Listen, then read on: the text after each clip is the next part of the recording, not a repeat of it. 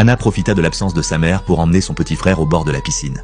John saisit alors le bébé par les pieds, la tête en bas, s'apprêtant à le plonger dans l'eau. Anna récitait des prières à haute voix, tandis que leur père, derrière eux, ne voyait rien de cette scène, absorbé par le film que je commentais. Une fois les prières terminées, John immergea lentement la tête du nourrisson dans la piscine. Le temps s'écoulait sans qu'on sache combien de temps le bébé resta sous l'eau. Lisa, de retour à la maison, aperçut par hasard les petits pieds suspendus dans les airs. Elle se précipita pour arracher le bébé des mains de John et lui tapota frénétiquement le dos. Ce n'est qu'à ce moment que le père remarqua la scène. Quand les pleurs du bébé retentirent enfin, Lisa put respirer de soulagement. Les deux enfants tentèrent de se justifier, mais Lisa, folle de rage, les frappa violemment. Le père ne comprenait toujours pas ce qui s'était passé, jusqu'à ce que sa femme lui explique. La colère de Mike explosa instantanément. Il se rua vers les deux enfants, leur arracha le livre de prière, puis saisit un bidon d'essence qu'il versa sur le livre. Malgré les supplications des enfants, Mike jeta son briquet sur le livre qui s'embrasa aussitôt. Sans le savoir, Mike venait d'allumer le compte à rebours de sa propre mort. Le couple reconduisit ensuite les enfants au monastère. Ces deux enfants n'étaient pas les leurs, ils les avaient adoptés récemment dans ce monastère. Sur le chemin du retour, deux silhouettes surgirent soudain devant leur voiture. Mike parvint à les éviter de justesse. Mais à peine arrivés chez eux, ils découvrirent que leur porte verrouillée avait été mystérieusement ouverte